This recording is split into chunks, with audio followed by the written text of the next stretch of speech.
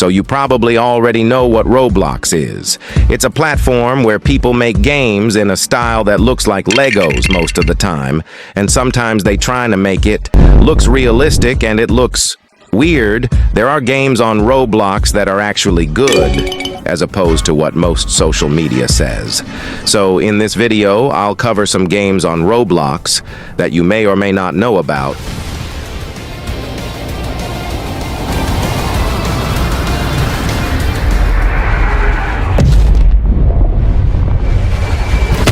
Number one, this is a game you have probably already heard of as it's more popular. It's called Strongest Battlegrounds. It's a game on Roblox about the anime One Punch Man. You get to play as different characters from the anime and beat other people up to get more kills. Eventually, after getting a certain number of kills, you'll get a new emote. Now, I will say the social environment of the game is kind of toxic. Like the character you choose defines if you're a spammer kind of toxic. However, if you have friends to play it with, it becomes a super enjoyable experience. Roblox Bad Business is a first-person shooter. It's high action and intense to the point where the TTK, time to kill, is like half a second with some weapons. One could call it a clone of Call of Duty. But then again, you can say that about a lot of good games. There are many game modes as well. There's the usual Team Deathmatch and King of the Hill and Free for All.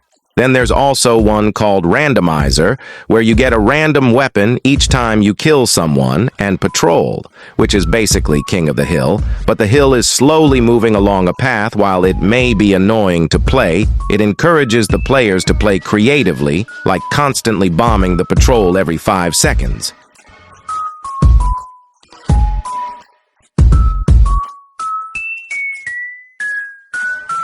Neon Knights is basically not Roblox.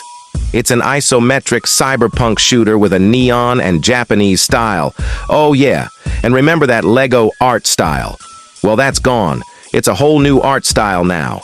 Now, I'm not going to spoil anything, but I will say how the game works. So basically, you start in a tutorial level, which is already rare in Roblox, where you have a train with 2 others. This is where the dialogue and art are showed off, which is amazing, and I'm sure has lots of work put into it. After you learn how to play the game, you then learn what to do, which is pretty much dungeon crawling with a cyberpunk aesthetic.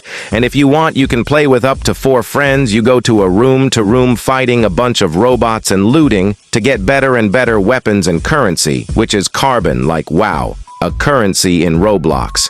That's not completely restricted to Robux. So, overall, it's a cyberpunk dungeon-crawling isometric shooter with no predatory marketing techniques that can still keep you playing for a long time, and the whole game is free. That seems like a pretty good deal to me.